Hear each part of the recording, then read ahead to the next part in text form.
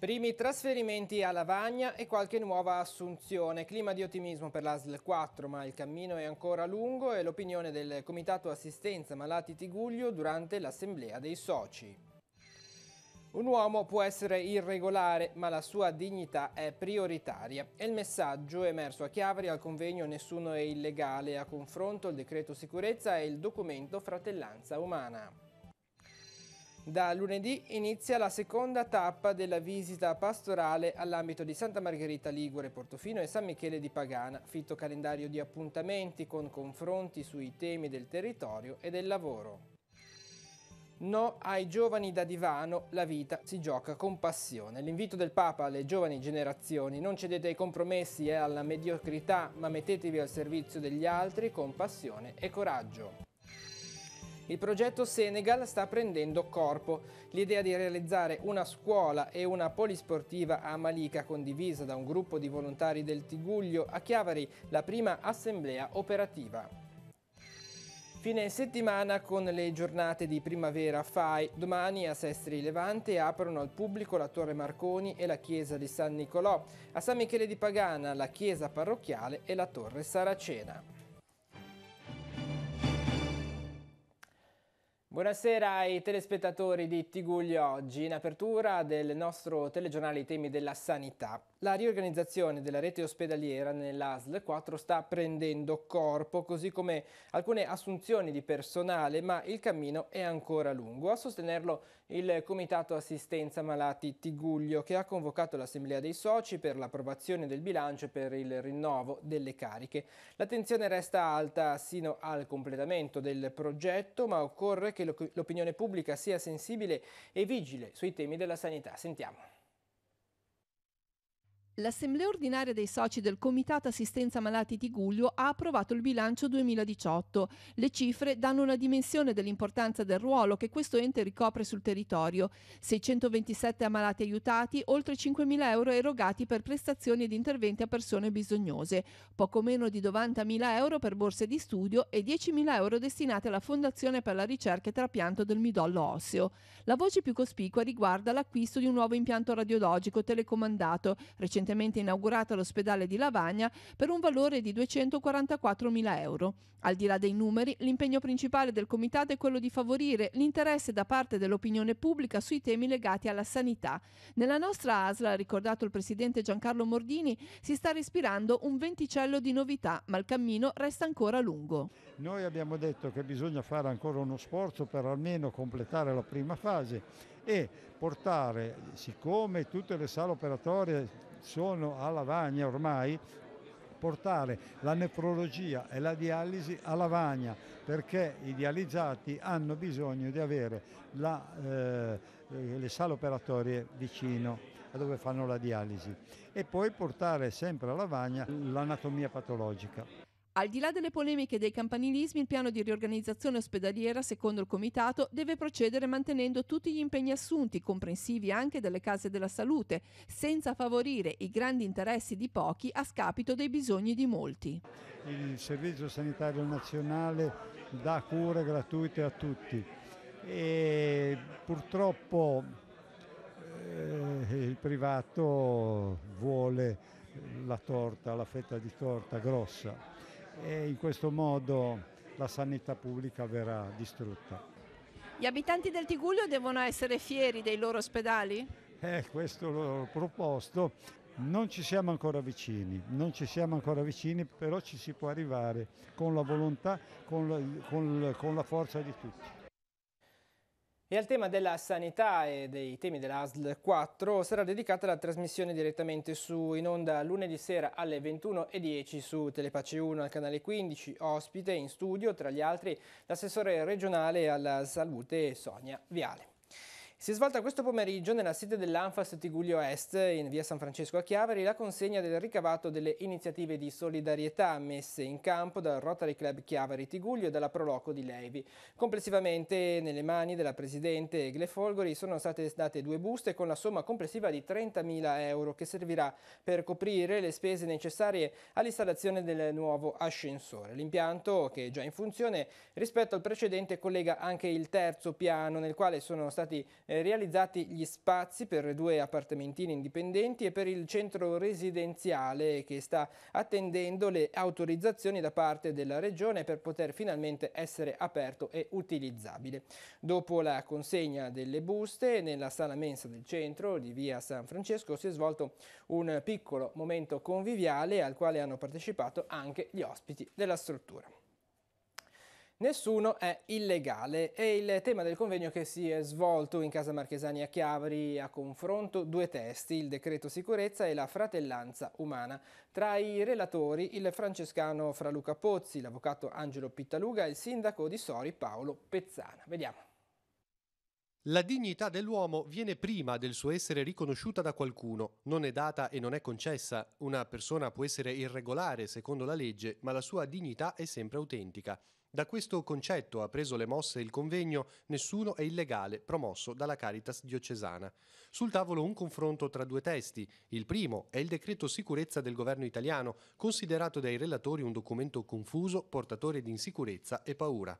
E la paura è molto facile da governare da chi vuole strumentalizzarla per i propri fini. Non bisogna avere paura, perché se abbiamo paura di quello che sta accadendo ci chiudiamo, e se ci chiudiamo deleghiamo di fatto il nostro potere istituente ad altri che lo utilizzano al di fuori del controllo. Io credo che l'Italia oggi abbia bisogno innanzitutto di riflettere, di ragionare e di riprendere quella cosa che è radicata nel suo spirito e nel suo DNA, che è l'apertura, la curiosità verso l'altro che non abbiamo più e che invece può diventare il motore di nuovo cambiamento, nuovo sviluppo, nuova generazione di valori. Il secondo documento è la fratellanza umana, un testo firmato ad Abu Dhabi dal Papa e dal grande imam di Al-Azhar, dove si mette in luce il progetto comune di entrambe le religioni, quello di camminare insieme. Parte da questa consapevolezza che la fede dà a entrambi, che c'è un cammino comune e un progetto comune e un destino comune su cui si può lavorare imparando a diventare fratelli, facendo strada insieme. In diocesi il progetto di accoglienza è seguito dal villaggio del ragazzo con fatiche e successi. Tuttavia il compito della Chiesa non vuole essere soltanto sociale ma educativo, diffondere cioè la cultura dell'accoglienza. Il nostro è un servizio sociale certo, ma che ha una ricaduta nella comunità, cambia la mentalità, cambia la cultura. Una comunità autentica, una comunità accogliente perché ha imparato dall'accoglienza a essere accogliente. Ricordiamo che la registrazione integrale dell'incontro sarà trasmessa domenica 31 marzo alle 21:10 su Telepace 1 al canale 15. E rimaniamo in tema sul territorio diocesano. Cogorno è tra i comuni che si stanno preparando all'arrivo di alcuni migranti. A fare il punto il sindaco Enrica Sommariva. Sentiamo. Dopo gli incontri sul territorio, anche Cogorno è pronta per accogliere i migranti. A dirlo il sindaco Enrica Sommariva, che difende la scelta di aver aderito al progetto SPRAR come approvato dal Consiglio Comunale.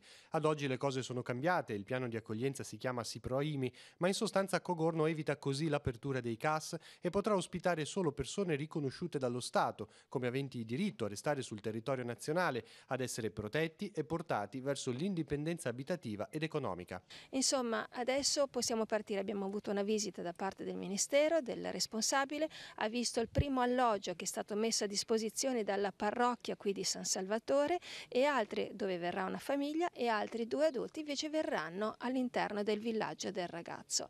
Questo è quello che succederà insomma nel breve, una famiglia e 2 adulti. Cogorno ha partecipato ad un bando europeo, ha vinto la cooperativa Valdocco con esperienza nel settore, soprattutto in Piemonte.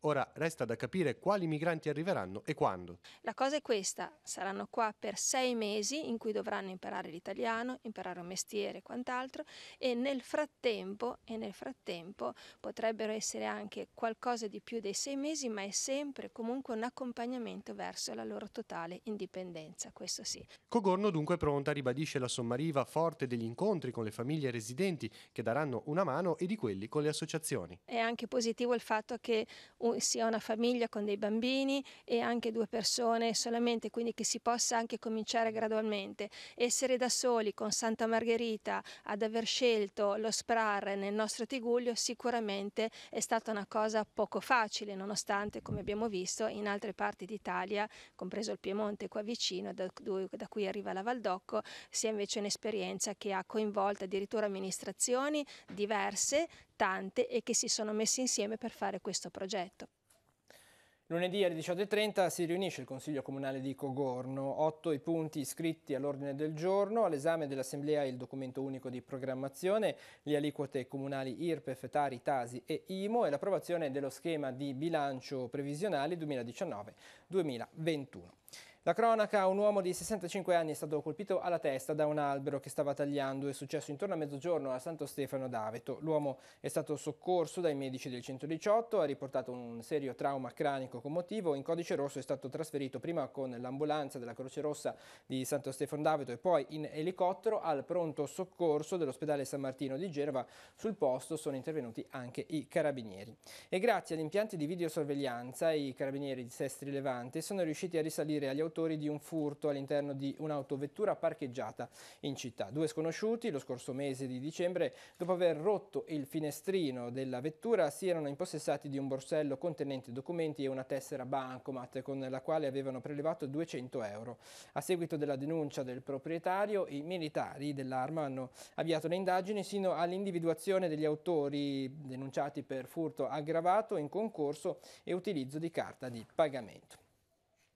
Dox Lanterna è stata premiata quale migliore impresa ligure nel settore ambientale. L'azienda genovese è risultata inoltre tra le migliori 53 più competitive e primatiste di bilancio di Piemonte, Liguria e Valle d'Aosta. La cerimonia di consegna dei premi si è svolta nei giorni scorsi a Torino.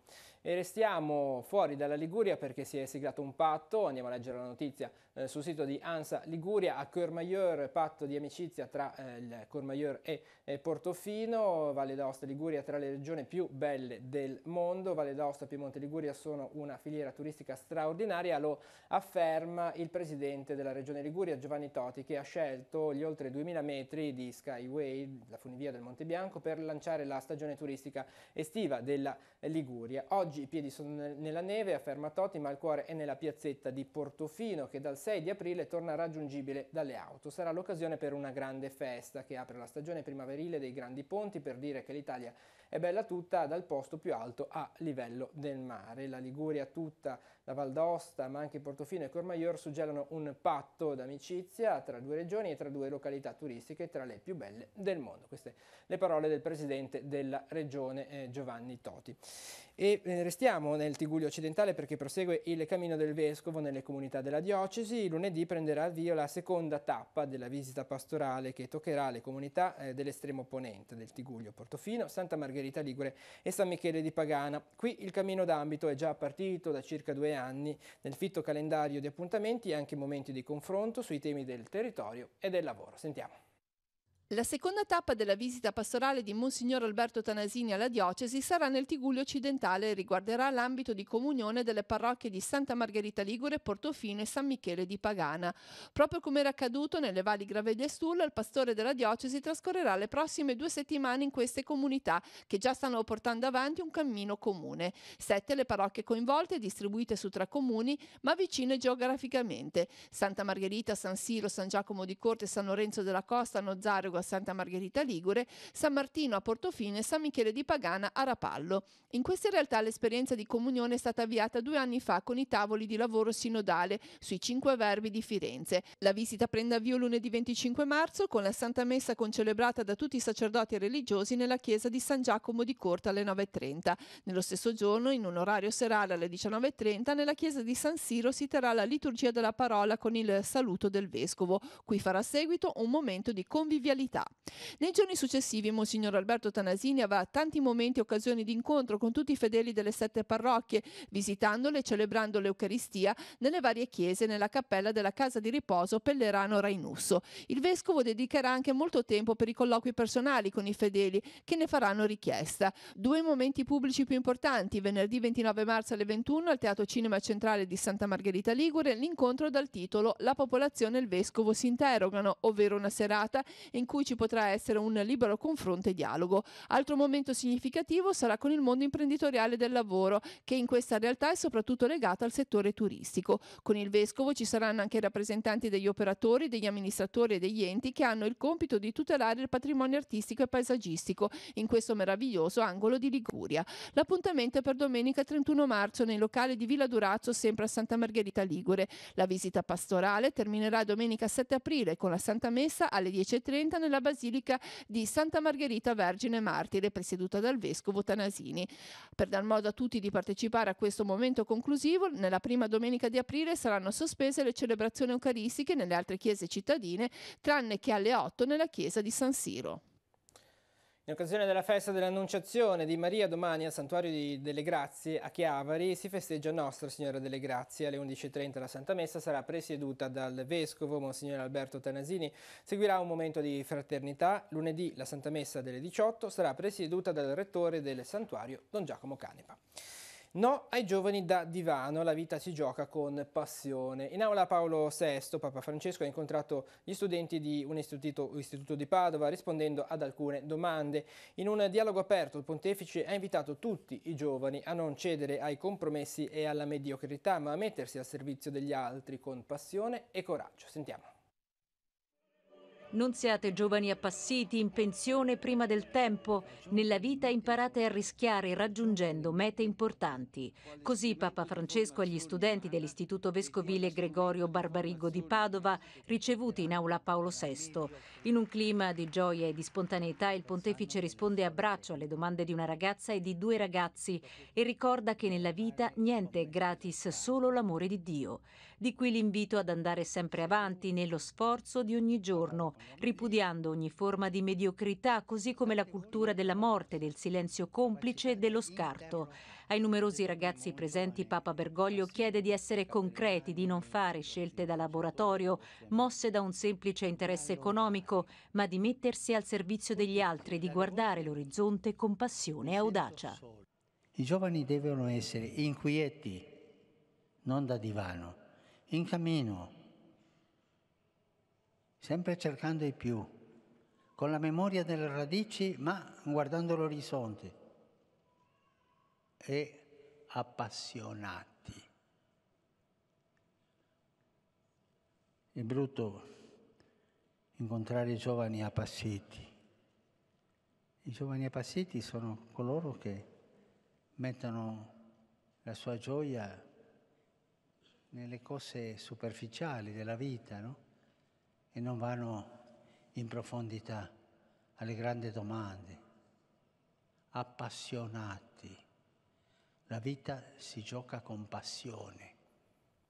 Apriamo la nostra finestra sugli esteri. In Mozambico la situazione è disperata, lo leggiamo sul sito di Vatican News. Le strade interrotte non permettono l'arrivo degli aiuti, soprattutto la distribuzione del cibo. Stato di calamità ed emergenza umanitaria anche in Zimbabwe e Malawi. Per l'ONU la gravità della crisi è pari a quella in Siria, Yemen e Sud Sudan. L'UNICEF dice delle 1,7 milioni di persone colpite nella regione, quasi la metà sono bambini. Tutto questo a causa del ciclone e delle successive inondazioni che hanno provocato un numero incalcolabile di vittime e lasciato 600.000 persone senza casa. Delle 1,7 milioni, la metà sono bambini. E parliamo ancora di Africa, perché dall'idea di un tecnico di impianti di sicurezza con la passione per lo sport è nato il progetto per il Senegal, che sta prendendo corpo. Realizzare una scuola e una polisportiva per i bambini di Malika, per toglierli dalla strada e favorire la loro crescita umana e intellettuale nel loro paese. Nei giorni scorsi si è riunita a Chiavari l'assemblea numero 0 per vedere come strutturare il gruppo di volontari che si sta già dando da fare. Vediamo. Possiamo definirla la Assemblea 0. Sì, si sono raccolte delle idee, abbiamo un po' raccontato quello che è il progetto, quello che si sta facendo per svilupparlo e abbiamo sentito anche, diciamo, dal punto di vista legale cosa dovremmo fare per ordinarci da questo punto di vista e adesso comincia il bello dell'avventura. Perché dall'idea bisogna arrivare alla concretezza. Il paese in cui stiamo lavorando, Malika sur Mer, è in riva al mare, quindi c'è vento di oceano, Abbiamo il sole 300 giorni all'anno, tranne un piccolo periodo delle piogge, e di conseguenza e l'altro grosso vantaggio, abbiamo l'acqua dolce sotto il terreno praticamente in riva al mare, è una cosa incredibile da raccontare, però è la realtà. I piccoli passi messi insieme con tanta gente, più gente c'è, ti fanno arrivare sicuramente a raggiungere l'obiettivo. Si sta pensando come impostare questa associazione? Sì, si sta pensando come impostare perché la normativa è varia. Ci sono tante figure che possono in qualche modo aiutare questo progetto, e quindi l'idea è un po' quella di creare la forma migliore per consentire qua di aiutare là. In che cosa consiste? Sarà un progetto che riguarderà una scuola per bambini di diverse età, di una polisportiva e quindi di un campo da calcio, vari campi sportivi, tennis, pallacanestro e quant'altro, e una piccola parte per tribune, spalti e zone ristoro. Dunque la scuola sarà nell'ambito della sportiva? Sì, esatto, è molto importante l'aspetto scolastico, proprio per dare un futuro anche culturale a questi bambini, oltre che allo sport, molto importante comunque come la scuola. E anche nel Tigullio si tengono le giornate di primavera del FAI, torna l'appuntamento con il weekend promosso dal Fondo Ambientale Italiano, che dal 1993 accompagna gli italiani a scoprire la bellezza che li circonda, spesso inosservata o addirittura dimenticata. Vediamo le iniziative del nostro territorio. Partono con una buona notizia le giornate di primavera del FAI per il Tigullio. Il Fondo Ambiente Italiano ha già raccolto la cifra necessaria per il restauro della Madonna con il Bambino, collocata in una nicchia sul portale di Casa Carbone a Lavagna e da anni in degrado. Questo grazie alla mostra a mercato che ha aperto ieri nella storica struttura, allestita con oggetti donati dal Grand Hotel Miramare di Santa Margherita Ligure. Ringrazio tutti quelli che hanno partecipato, ma in particolare la famiglia Fustinoni, che sempre molto attenta e generosa per queste cose sul territorio. La mostra mercato continua, quindi potete visitarla a Casa Carbone oggi, domani dalle 10 alle 18. Oggi la prima giornata FAI. Alle 15:30 all'ex convento dell'Annunziata di Sesti Levante l'architetto Domingo Tonini parlerà del volume A casa in Liguria con l'appassionata descrizione del Tigullio da parte del barone von Mumm. Il weekend proseguirà domenica 24. Dalle 10 alle 18 sulla penisola di Sesti Levante i volontari del FAI apriranno la chiesa di San Nicolò, una chiesa del 1100, e la Torre Marconi per gli iscritti FAI, mentre a San Michele di Pagana dalle 11 alle 18 il gruppo giovani vi porterà alla scoperta della chiesa di San Michele di Pagana con i suoi tesori e il Van Dyck, e la Torre Saracena, che è di proprietà del FAI. Ci sono anche tanti giovani coinvolti anche in queste giornate come volontariato, diciamo, come volontari FAI. Sì, esatto, il gruppo giovane per il FAI è giovane fino ai 35 anni, ma la cosa bella sono anche le scuole, quindi ci saranno gli apprendisti ciceroni dell'Istituto Davigo di Rapallo e dell'Istituto Marconi del Pino, che vi porteranno a visitare i beni aperti e vi faranno da apprendisti ciceroni, quindi anche questa nuova generazione di ragazzi sensibilizzati comunque alla cultura, all'arte e al patrimonio, che porteranno ai loro genitori e ai loro amici l'esperienza che hanno fatto con noi in questi mesi di studio. L'associazione Il Mosaico, in collaborazione con il Liceo Artistico Emanuele Luzzati di Chiavari, organizza l'11ª edizione del Premio Biennale d'Arte Aurelio Galleppini, che si svolgerà a maggio. I partecipanti dovranno presentare i propri elaborati entro il 31 marzo, potranno proporre, senza limiti di tecnica e linguaggio, un'opera a tema libero con possibilità di scegliere tra 3 diverse categorie: illustrazione grafica, pittura e fotografia. Le opere selezionate saranno premiate l'11 maggio alle 16 nell'aula magna del Liceo Artistico di Chiavari, dove rimarranno esposte fino al 17 maggio. Saranno attribuiti i riconoscimenti ai primi 3 classificati e ad artisti ritenuti meritevoli. Per il calcio la Lega Pro, 32esima giornata del campionato per la Virtus Entella, questa sera in campo al Comunale di Chiavari contro il Robur Siena, una delle dirette inseguitrici per la squadra biancoceleste. I chiavaresi, reduci da 2 pareggi, sono in testa alla classifica a quota 58, seguiti da Piacenza a 55 e Siena a 52 punti. Nella nostra agenda gli appuntamenti in programma per domani e lunedì.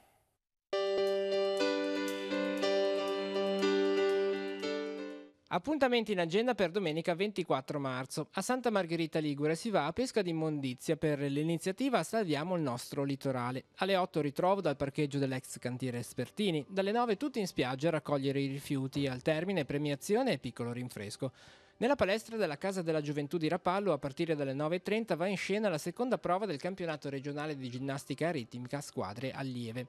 A Sestri Levante si svolge l'8º raduno di veicoli d'epoca Lions, i due mari, a favore del service adotta un disabile e accompagnalo in vacanza. Iscrizioni alle 9.30 sul lungomare, alle 10.30 la partenza della gara a cronometro, nel pomeriggio alle 15.30 la premiazione dei partecipanti. Come ogni domenica è aperto alle visite il Museo Diocesano di Arte Sacra, le opere esposte saranno visitabili dalle 10 alle 12 al primo piano della Curia Vescovile in piazza Nostra Signora dell'Orto 7 a Chiavari. Caccia alla plastica sulla spiaggia del porto di Chiavari. A partire dalle 10 tutti a pulire la battigia per l'iniziativa organizzata dalla Lega Navale Italiana, sezione di Chiavari e Lavagna. Festa della primavera a Santa Margherita Ligure, alle 11 concerto della Filarmonica Cristoforo Colombo sul lungomare di Ghiaia. Nel pomeriggio dalle 15 alle 19 distribuzione gratuita di fresci dolci e salati, vini, bibite e pomeriggio danzante con l'orchestra Macio. Ultima giornata della Women's Sailing Cup, regata velica per sole donne con finalità benefica a sostegno dell'Associazione Italiana Lotta contro il Cancro. Alle 11 al porto turistico di Chiavari il concerto dei Velvet Carpet Quartet. Alle 16.30 la cerimonia di premiazione e di chiusura della manifestazione. Festa dei bimbi a Rapallo, dalle 14 sul lungomare Vittorio Veneto, animazione, giocolieri e trucca bimbi, dalle 16 musica con il gruppo 4-1/4. Passeggiata primaverile con le guide turistiche a Santa Margherita Ligure. A partire dalle 15, con ritrovo dall'Ufficio Informazioni Turistiche di Piazza Vittorio Veneto, inizierà la visita guidata gratuita alle bellezze della cittadina del Tigullio occidentale. Alle 17 al Teatro delle Clarisse di Rapallo per la rassegna concerti aperitivo, musica con Alberto Lodoletti al pianoforte. Alle 17 nella sala consigliare del Comune di Rapallo sarà presentata Passione, Agonia, Martirio e Santificazione di Monsignor Romero, un'opera digitale curata dal Consiglio Organizzazione Mondiale Arte e Cultura con l'apporto di 6 artisti provenienti da diverse parti del mondo. I campioni di pattinaggio si ritrovano alle 18.30 al Porto Antico di Genova per la manifestazione Ama Genova, in ricordo della tragedia del Ponte Morandi e a favore del nucleo cinofilo dei Vigili del Fuoco. Appuntamenti in agenda per lunedì 25 marzo. Per i corsi di cultura di Chiavari alle 16 nella sala Livellara di Via del Pino Daniele Lazzarin terrà una lezione di letteratura sul tema Sardegna letteraria, visioni Aldi Lorenz e Deledda. Alle 16 a Villa Queirolo di Rapallo, nuovo incontro dell'Accademia Culturale, Luisella Battaglia tratterà il tema I diritti degli animali. Infine alle 20.30 nella sede del gruppo Serenità degli Alcolisti Anonimi di Genova San Pier d'Arena, riunione sul tema Capiremo cosa significa la parola serenità e conosceremo la pace.